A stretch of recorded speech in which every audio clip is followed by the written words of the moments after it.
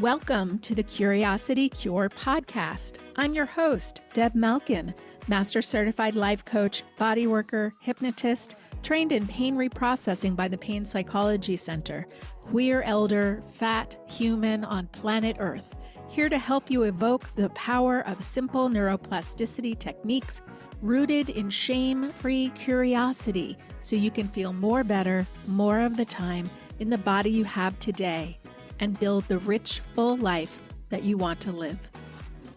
A quick disclaimer, this podcast is not a replacement for medical care.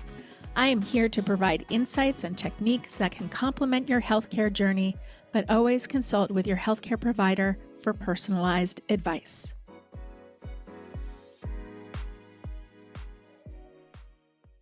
Hello, my feelers and healers. This is Deb, your host of the Curiosity Cure podcast. Today, I want to share with you two stories, two examples of meeting the moment of an emotion. I'm sharing this story because the way that it felt internally created a really powerful shift for me.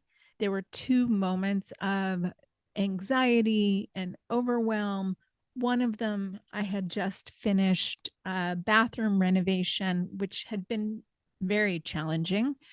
Okay, maybe not very challenging, but had been challenging. There were things that were unexpected. And for me, unexpected experiences sometimes really rock my boat.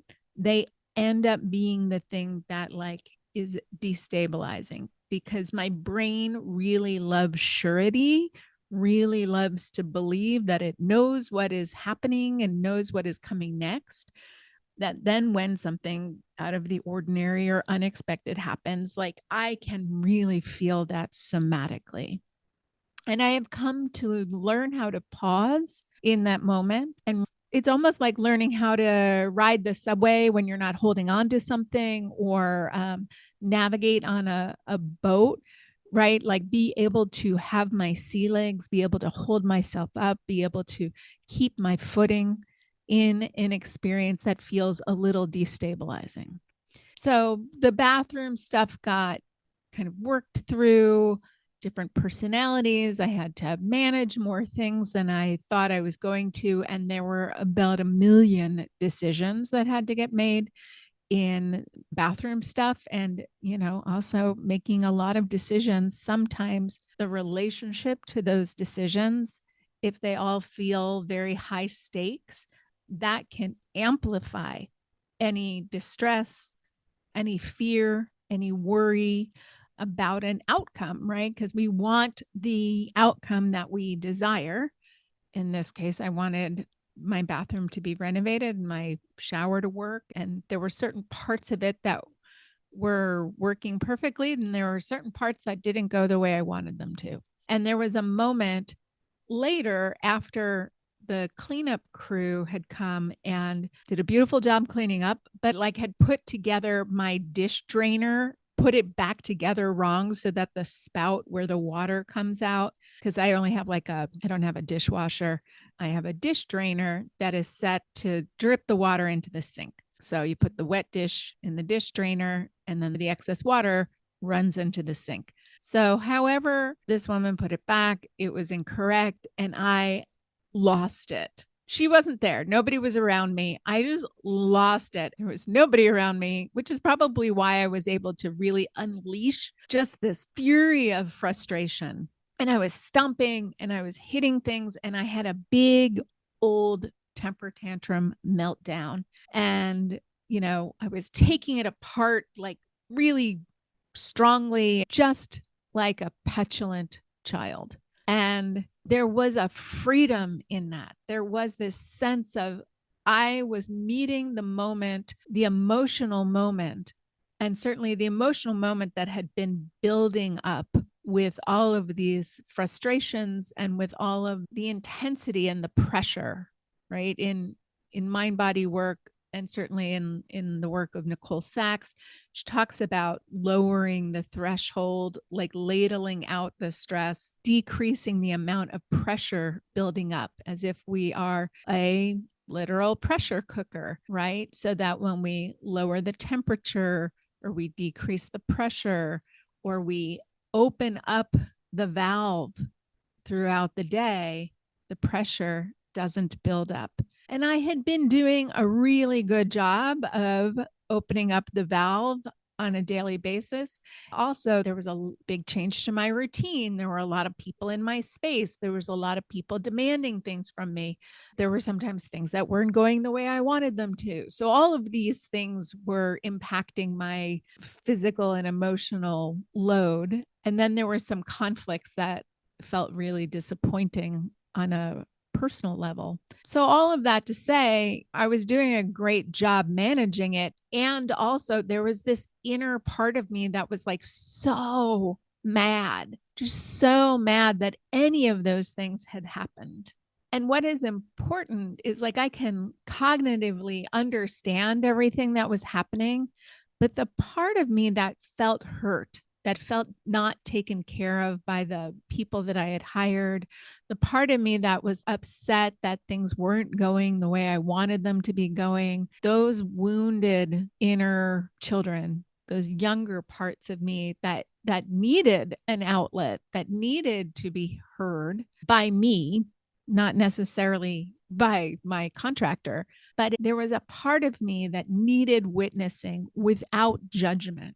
And in that moment, letting that temper tantrum move through me, knowing that there was no negative outcomes that were going to happen between me and my dish drainer in my privacy of my own house. And there was no reason why I couldn't just meet that moment fully and embrace it and let it unleash through me. And there was a quality of relief. There was this quality of, oh my God, I don't have to hold it together anymore. And I will say there is this quality of wanting to meet a certain wildness, both because we're moving into spring, but also because I have been doing a lot of holding things together with my family, holding things together around my dad's passing and around all of his caregivers and around the sheer amount of things that you need to do to be on top of all of the paperwork and the taxes and the adulting things, especially around when somebody dies. But not only that, just in general, being an adult, there is so much internal management that is happening in a way that's just like not fun. So the part of me that really resents being an adult, that is saying, I need more play, more joy, more connection, more wildness, more unfetteredness, really got to be met in that moment. Here's another story. I went to the DMV because I needed to get my new license, and I had not brought all of the right paperwork. They are generous in that if you bring it back the same day, you can be seen the same day, but it's also hours of waiting. So I went and got the other paper and I brought it back and I re-signed up. You have to get another number. And I know it works differently in different places, but I live in a really big city. And I'm waiting, and there's not enough seats for everybody. So I'm standing, and there's an automated number caller. So there's this constant sound that is happening of these random numbers being called. And the random numbers are random in the sense that they don't necessarily go in order. So my number, there was a number that was called after my number, and my number had not yet been called. And I waited the second time around. I waited the first time around to find out that I didn't have all the right papers for like an hour, and I had an appointment. The second time around, I waited probably, it was like 3.5 hours. And there were these moments where I had the temptation of not going back, of just starting over, making another appointment on another day. But I had set aside the day for this activity. I waffled a lot. When I left to go get the document, I was like, I'll make another appointment. And then I looked at my schedule and I looked at that schedule and they didn't really line up. And I was like, just do it today. And I was like, okay. I was like, what is it that I need? I should probably eat, right? That seems like a good idea. So I made sure I had some food. I made sure I used the bathroom. I came back, I signed up, and I'm waiting. And then an hour goes by. And I feel like this isn't unreasonable. Like I should probably be seen by now, right? And I get on the information line and I ask if my number had been called, and they said no. And that, it can take like 2 hours. So another hour goes by. And in between, I found a place to sit. So I sat for a while.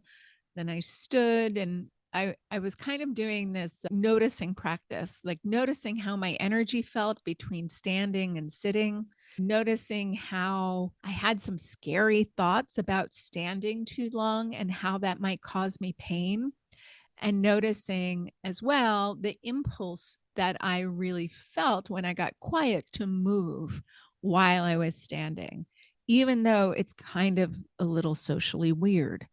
So I did some walking around the room, but I also just decided that I would just move like I was listening to music, even though I wasn't listening to music. So I did some swaying and I did some moving, and I kind of put on I don't really give an F what people think when they look at me.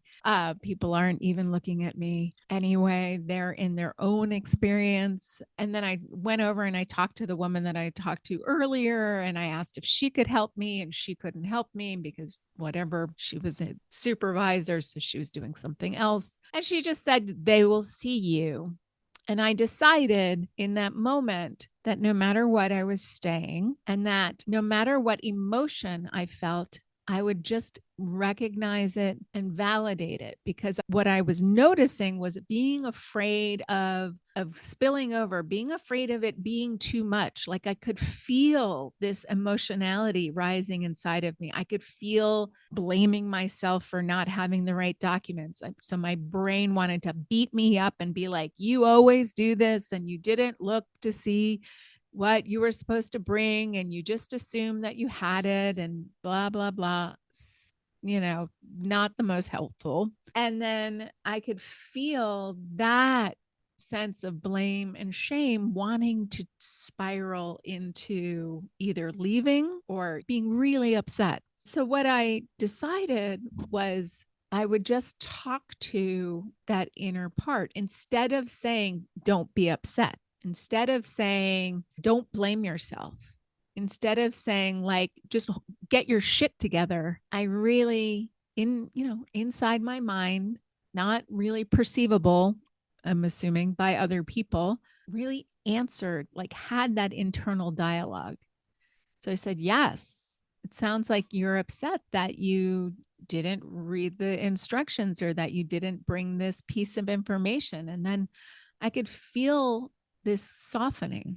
And there was a part of me that said, yeah, I don't like this about myself when I save everything to the last minute. And I said, yeah, I know that can be hard. It can be hard that you didn't look it up ahead of time, but also that moment had passed. Like we can't go back. We can't hit the rewind button. So what do you want to think about yourself now?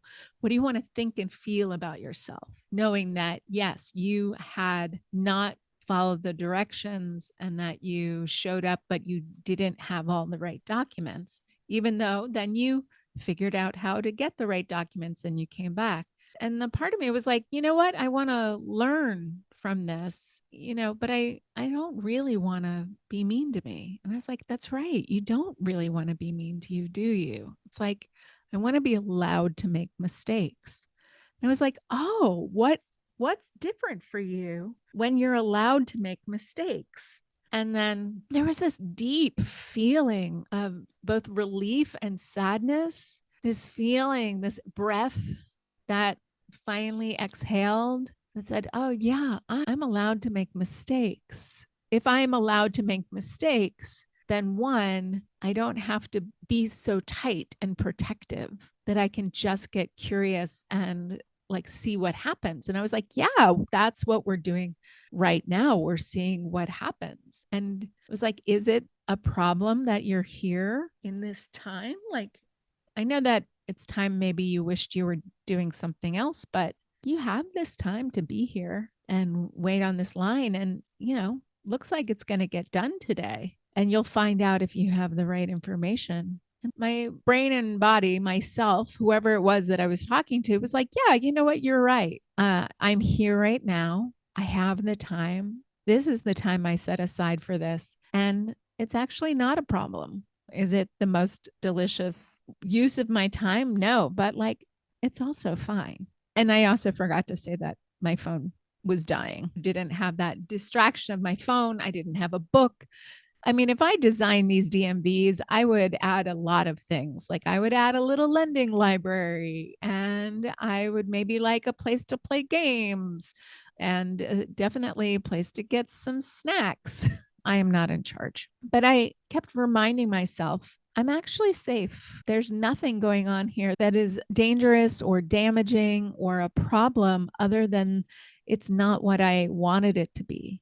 It's not what I think was ideal or what should have happened. Other than that, this is a very fine place to be. I was like, these people are doing their job. They're moving through things. They're the experts. It's all going to get done. And if for some reason it can't get done today, it'll get done on another day. It took about 3.5 hours to be seen that second time. But in the midst of that, I started to listen deeply into my body, and not in a like, oh my God, don't hurt, don't panic, don't do this thing. Like, oh my God, at any moment, this like explosion might happen. I have to keep the lid on it. Right. That kind of emotional suppression does not create the foundation for ease or peace. And I can remember that feeling so many times in so many places. I remember walking in and out of places. Like I would walk into a store and immediately turn around and walk out. Like I can have a sense of what my nervous system is available for. At the same time, I was like, I want the result of getting my new license. And so it really requires completing this task. And I could feel at moments like where I wanted to have a temper tantrum. Like I really wanted to like stomp up and down and throw myself on the floor. And I was like, okay, well, we're not going to throw ourselves on the floor at the DMV. But what might a temper tantrum feel like? What might an imperceptible temper tantrum be? And even just that thought really amused me. It really brought me a lot of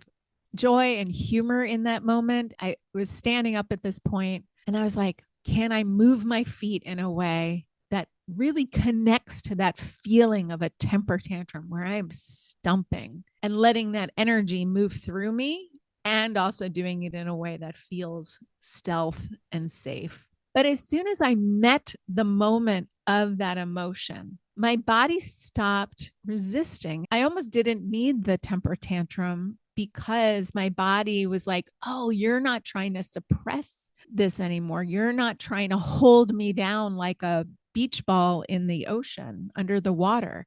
You're not trying to push this feeling away. You are meeting the moment of this emotion and you are saying, hello, I see you. I feel you. I validate you and I love you, even though you're having a feeling that I'm not excited to be having. And it was this beautiful, unplanned, unscheduled, unpracticed moment. It was my mind body work out in the wild. Again, is such a powerful experience about how we take the work out of the theoretical and have to practice it. You have to practice these activities of noticing, self-soothing, curious inquiry, self-attending. You have to practice them in the wild, not just in a safe environment or not just in your mind. Even though I was doing some of those activities in my mind, it was out in the world, not just reading about them, bringing yourself into the world in the practice creates the possibility for corrective experiences. Being able to notice my body and mind shift into this beautiful state of parasympathetic nervous system relaxation, where everything felt a little melty. Once I stopped trying to resist having a feeling that I didn't want to have, that was such a powerful shift that I noticed that I couldn't not notice that had happened. And I was just like, wow, holy shit. And of course, I didn't have anybody to tell or anybody to share that with because I was at the DMV and those people don't care. And my phone wasn't working. So I even had to contain it. Like I even had to just be with it and just notice, ooh, what do my shoulders feel like now? Oh, they actually feel relaxed. What does my spine feel like? There were moments where I was practicing sitting up. I was practicing laying back in a chair. I was practicing different postures and noticing, what does my energy feel like? What does my body feel like? What is my mind offering me when I'm changing positions? What does it feel like when I'm walking and standing in a way that feels relaxed and comfortable for me? What did it feel like to be online waiting to ask somebody who was clearly overwhelmed a question? There was a lot about my body interacting with other people's bodies. So I was like, what is it like to be sitting next to this person? And what is it like to be standing next to this family? And really noticing the way that we all moved together, the way that we all created a community in that moment, in that day. And noticing my intention, my desire to add something to the community, and noticing that desire of like, oh, I really want to bring a relaxed body. I want to bring a nervous system that is calm to this space. Like that's my gift. That feels like a joyful offering that I can do that here because I don't know what's going on for people. You know, there is a lot going on in this world right now. So there was also that quality of being really aware of being one person among many people, but how we cultivate the space together is something that we're doing consciously and subconsciously. So I wanted to bring a little bit of a conscious awareness to cultivating that, but not in a people pleasing way and not in a like, I'm trying to control people way. It felt like an invitation or an offer. And it has now come up a few times with clients of offering them the freedom and permission to have a temper tantrum, to allow their body to process, to continue to move through an emotion without suppressing it, without wishing that they weren't experiencing it, right? So we meet the moment of the emotion with curiosity and without judgment, and also really giving that sense of permission of like, nothing is going wrong here. We're having an experience. How can we be with ourselves through this experience? And then what do we notice about it, about that quality of being with ourselves versus suppressing, shoulding, shutting down, or silencing? What's different when we're not doing that? What is being asked for when we turn our attention towards the parts of us that often get shushed and silenced? And whether that's an inner child kind of activity or exercise, or whether that's a contemporary, your adult self that has to bite your tongue, keep it together. So we're getting curious and loosening up all the ways that our system is programmed to survive. Which parts of that, where can we loosen up those binds so that we can feel more present to what is in this moment? And notice, just like I noticed at the DMV, that actually I can be here now. And I can be here for 3.5 hours, and that's not a problem. So, which part of ourselves, when we are letting go of the story of this moment shouldn't be happening, can we actually just notice, actually, I can be here right now, knowing that this will change? when I free myself from the self-judgment and the overwhelm of wanting things to be different, what is it that you observe? What's there? Sometimes it's a habituated pattern of leaping ourselves out of experiences that we're not happy to be having. And we have a habitual pattern of ruminating, self blame. I guess I was going to say obsessive thinking, but maybe like problem solving, obsessive problem solving. That was something I noticed like every time when I talked to the person at the information desk. And then I was like, well, who else can I ask, even though that person gave me information, but I didn't like that information. So let me see if I can go ask somebody else. And I did. And I was like, okay, you're going to ask her. And if she says your number will be called eventually, like, what if you accepted that as opposed to continually trying to think that there's some other thing that I should be doing that I'm not doing to figure it out?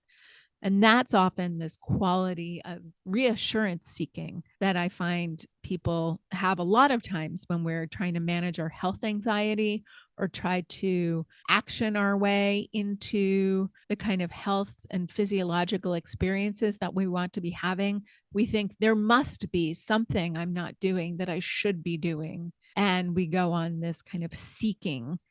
The seeking journey feels good because it directionalizes our attention. One, it's very distracting from the experience that we're having. And it is like the hope springs eternal experience. So we're moving towards thinking like we're solving whatever it is our dilemma is. And there's a reciprocal relationship because some problems, when we get into problem seeking and solving mode, that is actually the thing that is maintaining the problem state. So there was a lot of internal dialogue happening with me and a lot of unwillingness to just kind of surrender into what is. And I could tell that there were some narratives like, oh, strong people ask for what they want. There were all kinds of thoughts that I was having about people who were very patiently waiting. And I was like, they must not get what they need. And if they only ask for it, then they'll get special treatment. That may or may not be true. In some places, I certainly tried my best to be seen before my number was called. I guess I didn't try to bribe anybody. So there is some entitlement that I could notice. There was some wishful thinking that I was noticing. There was some despair that I was trying to keep back, despair and self blame. So there was the whole gamut of feelings. And it was really funny. I was like, a good book would just take care of all of this. Some place to put my attention would have been nice. But I even had moments of like putting myself in a light trance, but I didn't want to be too out of it because I did want to make sure that I noted when my number was called.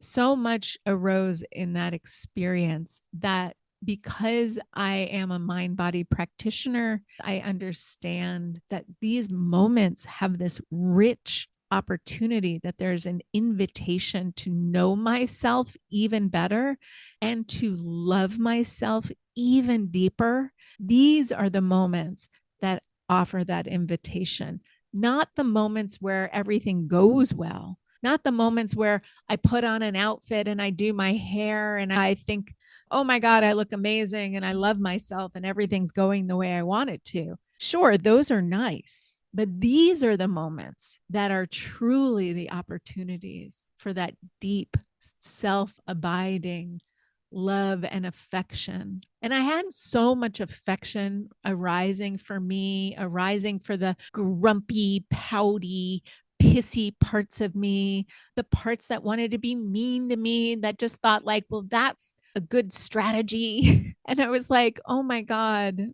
I love all of me. This is me. This is that invitation to become affectionate with all the parts of me. That was the invitation. And I really enjoyed all the kinds of noticings that were happening. And one thing that I noticed, and this is not really, well, this is about meeting the moment, is that my body really enjoyed moving. And inside the stillness, there was a lot of desire to move. And that was something I noticed when I was on retreat at Esalen.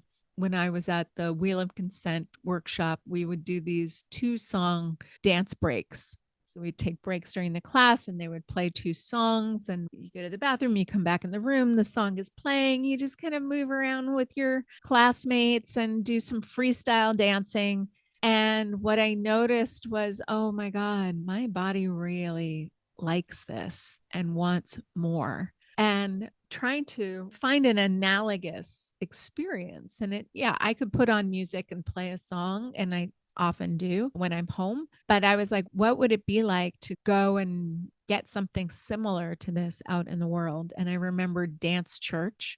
So last week I took myself to the first dance church class that I'd ever been to. And for like over an hour, moved with other people. And it was an incredible experience. And maybe I will do another podcast about that specifically. I really noticed what was different, that this moment of my 55-year-old body going to dance church was the way that I have always wanted to feel moving. And I really got to experience being in a diverse space with diverse bodies and ages and sizes, and not judge myself and feel a sense of liberation, even though my body didn't move the way that other people's bodies moved. And that when they were jumping up and down, I was doing something else. And it wasn't a problem. So that was something nice that was created in that container. But it doesn't really matter if it's created in the container if I also can't create it and believe it inside of myself. What was nice was it didn't take that much work to be with me in that space, to be honoring me. And I felt so moved. Like there were moments where I felt so overwhelmed with joy, overwhelmed with awe that I could be here. This was an experience that, and I know I talked about going to a dance class on a previous podcast, but like this was the spirit that I have been longing for decades. And I experienced it. And I have experienced it in other places, but I really got to experience it in a dance class. And I'm just so happy. That was about meeting the moment of the emotion, and meeting the moment of the desire, and meeting it in a way that works for me and my body and who I am right now. There is not the 20-year-old me going to this dance class. Maybe there's the 20-year-old me inside of the 55-year-old me, and we're going there together. But this body is not 20 years old, and that is okay. I talk a lot about adaptation to movement and adding load. And, so I understand about physiology, and I'm really curious to notice if I go to dance church more than once, how my body will adapt to moving for an hour and doing all kinds of like wild movements. It also was about meeting the spirit of wildness and that spirit of wild abandon that has been craving a home. So happy to have found one. I hope that in this podcast episode, I have given you some ideas about how to relate to your emotions differently and relate to any kind of sensory experience that you feel in your body. Anything that you feel, I hope it's given you some freedom to be curious about what you are noticing arising inside of you, because that curiosity, that ability to notice, is what helps unravel the conditioned responses that we have subconsciously created over time.